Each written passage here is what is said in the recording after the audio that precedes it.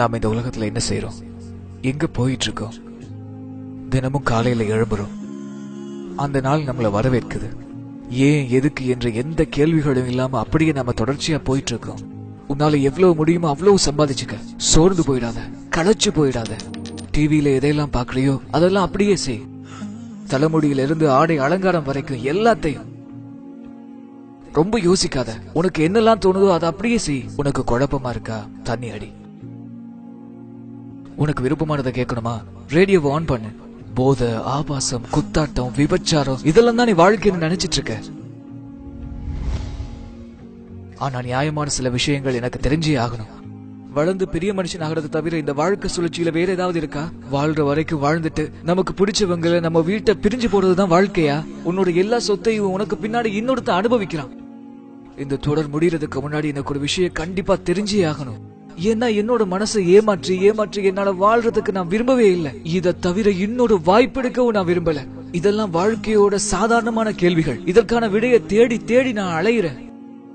நாம இங்க என்ன நோக்கத்துக்காக வந்திருக்கோம்? நாமெல்லாம் எப்படி இங்க வந்தோம்? யார் நம்மளை இவ்வளவு நேர்த்தியா படைச்சது? இந்த உடல்ல எந்த விதமான குறைபாடையும் காண முடியாத அளவுக்கு நம்மளை இவ்வளவு அழகா படைச்சது யாரு? நாம இந்த உலகத்தை விட்டு போகும்போது நமக்கு என்ன நடக்கும்? இல்லனா இந்த உலகத்துக்கு மதிப்பு இருக்கா இல்லையா? இந்த கேள்விக்கெல்லாம் நம்ம கிட்ட பதிலே இல்ல. இந்த உலக வாழ்க்கைக்கு நோக்கமே கிடையாதா? எல்லாம் தானா உருவாகிச்சா? அப்படி நீங்க நினைச்சிட்டு இருந்தா நான் இன்னும் சில கேள்விகள் கேட்கிறேன். அப்படின்னா உன்னை நீயே படைச்சியா, இல்ல உன்னை வேற யாராவது படைச்சாங்களா? ஏன்னு சொன்னா நீ எந்த குறையும் இல்லாம பழுது இல்லாம அவ்வளவு நேர்த்தியா படைக்கப்பட்டிருக்கிறியே. உண்மையிலேயே நீ ஒரு சிறந்த படைப்பு. விரல் நுனியில இருந்து உன்னுடைய எல்லா அங்கங்களும் நேர்த்தியா இருக்கு. மனித கண்களுக்கு நிகரான ஒரு கேமரா இந்த உலகத்துல இல்லவே இல்லை. மனித மூளைக்கு நிகரான ஒரு கம்ப்யூட்டர் இந்த உலகத்துல எங்கேயுமே கிடையாது. அகில உலகம் அண்ட சராசரத்துல இருக்கிற எல்லாரும் சேர்ந்தாலும் ஒரு ஈய கூட படைக்க முடியாது. இப்படி எத்தனையோ அத்தாட்சிகள் இருந்தும் எல்லாத்தையும் நம்ம புறக்கணிச்சு வாழ்றோம். ஆனா அறிவியல் சொல்லுது உலகத்துல எல்லாமே தானா உருவாயிச்சு அப்படின்னு. ஒரு சின்ன கணக்கு, 0+0+0 என்னைக்குமே 1 ஆகாது. ஆகவே சிந்திங்க, இந்த ஒழுங்கமைப்பு எப்படி வந்துச்சு? எல்லாத்துக்குமே ஒரு தொடக்கம் இருக்கு, ஒரு படைப்பாளம் இருக்கா? ஏன் இந்த வீடியோ பாக்குறதுக்கு கூட இந்த வீடியோ யாராச்சும் அப்லோட் பண்ணிருக்கணும். பிக் பேங் தியரி எனக்கூடிய பெருவெடிப்பு கொள்கையை நாம நம்புறோம். ஆனா அந்த பெருவெடிப்பு கொள்கைக்கு காரணமானவன நாம நம்ப மறுக்கிறோம். அல்லாஹ் ஓர் ஆன்மாவில் இருந்து அனைத்தையும் படைத்தவன். அவன் தான் நித்திய ஜீவன், எஜமானன், ஆட்சியாளன், அனைத்தையுமே நிர்வகிப்பவன். அவனுடைய படைப்புகளை போல அவன் கிடையவே கிடையாது. அவன் கற்பனைகளுக்கு அற்பாற்பட்டவனா இருக்கான். மேலும் அவன் மனுஷன் கிடையாது. அவனுக்கு இணையா இந்த உலகத்துல எதுவுமே இல்ல. உன்னை புரிஞ்சுக்கங்க, அவனுக்கு நிகர் அவன் மட்டும்தான். மேலும் புரிஞ்சுக்கங்க, நம்மள அவன் அப்படியே விட்டுற மாட்டான். இந்த உலகத்தை பாக்குற போது எவ்வளவோ நேர்த்தியான படைப்புகளை நாம பாக்குறோம், ஆனா புறக்கணிச்சு வாழ்றோம். ஒவ்வொரு மெஷினுக்கும் அதனுடைய இயற்கை பொறிமுறைக்கு ஒரு புத்தகம் இருக்கிற மாதிரி நம்முடைய வாழ்க்கைக்கு ஒரு புத்தகம் இருக்கு. அது திருக்குர்ஆனும் இஸ்லாமும் தான்.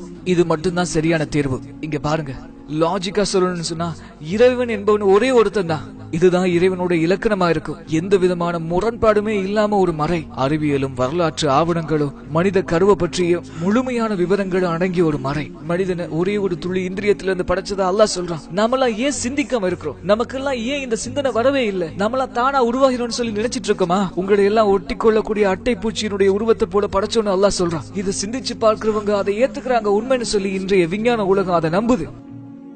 மேலும் பூமியில மலைகள் முளைகளாக ஊன்றப்பட்டிருப்பது பற்றியும், 2 கடல்கள் சங்கமிக்கும் ஆனா ஒன்றிணையாதுங்கிறத பற்றியும், மேலும் கோள்கள் தங்களுடைய நீள்வட்ட பாதைகள் தொடர்ந்து வலம் வருகின்றன.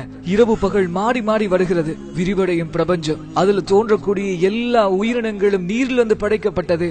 இன்னும் எத்தனையோ வரலாற்று சம்பவங்களும் பாதுகாக்கப்பட்ட ஃபிரௌனுடைய உடலும், உலகிலேயே ரொம்பவும் தாழ்வான பிரதேசமான ரோம் தேசத்தை பாரசீகம் என்றது. விலா எலும்புக்கும் முதுகுக்கு இடையில பீரிட்டு ஓடக்கூடிய நீர்ல இருந்து மனிதன் படைக்கப்பட்டான். இப்படி எத்தனையோ விஷயங்கள் ஒரு வார்த்தை கூட மாறாம அப்படியே இன்னைக்கு நம்ம கண் முன்னாலே இருக்கக்கூடிய வேதம் குர்ஆன் மட்டும்தான். தயவு செஞ்சு எனக்கு விளக்க சொல்லுங்க. 1400 வருஷங்களுக்கு முன்னாடி இந்த உண்மையை ஒரு சாதாரண மனுஷனால சொல்ல முடியுமா?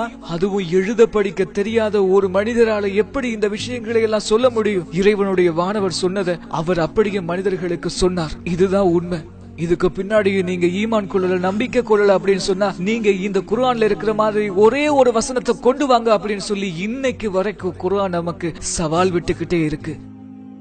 நாமெல்லாம் இறைவனை கேளிக்கை ஆக்கிட்டோம். அவன் தந்த வேதத்தை நகைச்சுவையா, நகைக்கப்படக்கூடியதா, ஏன் சொல்ல போனா நாம காமெடி ஆக்கிட்டோம். நாமெல்லாம் எப்படி வாழ்றோம்? நம்முடைய மனசு என்ன சொல்லுதோ அதை கேட்டுக்கிட்டு நம்ம மனோ இச்சை பிரகாரம் நம்ம வாழ்ந்துகிட்டு இருக்கோம். இதுதான் உண்மையான வாழ்க்கையா இருக்க முடியுமா? இந்த உலக வாழ்க்கை தான் நிரந்தரமானது அப்படின்னு சொல்லி நம்ம நம்பி வாழ்ந்துட்டு இருக்கோம். நாமெல்லாம் வாழ்றோம், இருக்கிறோம், பின்னால மண்ணோட மண்ணா மக்கி போறோம். ஒரே ஒரு சின்ன திருத்தம், புற்பூண்டுகள் கூட செத்து அழிஞ்சதுக்கு பின்னாடி மழை பெஞ்சா அது மறுபடியும் உயிர் தெழும். அல்லாஹ் சொல்றான், நீங்க இறந்ததுக்கு பின்னாடியும் உங்களுடைய விரல்களுடைய நுனிகளை கூட நாங்க திருப்பியும் மறுபடியும் நேர்த்தியா கொடுப்போம் அப்படின்னு. எதுவும் அவனுடைய பார்வையிலிருந்து மறைஞ்சிட முடியாத மகத்தான அந்த இறைவனுக்கு மிக அருகாமையில நாம எல்லாரும் இருக்கிறோம். அவன் மிக அருகில இருந்து நம்மளை கண்காணிச்சிட்டு இருக்கான். அதை மறந்துடாதீங்க.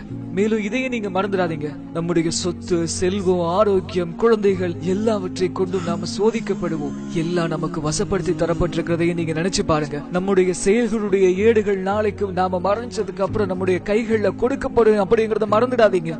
நாளை மறுமையில நாம யாரையும் குறை சொல்ல முடியாது. நம்முடைய கணக்குகளுக்கு, நம்முடைய செயல்பாடுகளுக்கு நாம மட்டும்தான் பொறுப்புதாரி. அல்லாஹ் கேட்கிறா, என்னிடம் திரும்பி வரமாட்டேன் என்று சொல்லி நினைத்துக் கொண்டிருக்கிறாயா? என்ன புரிந்து கொள்றதுக்காக ஒரு நீண்ட வாழ்க்கை உனக்கு தரப்பட்டதே. ஆனா நிலையற்ற இந்த உலக வாழ்க்கையில நீ ரொம்ப மகிழ்ச்சியா இருந்த.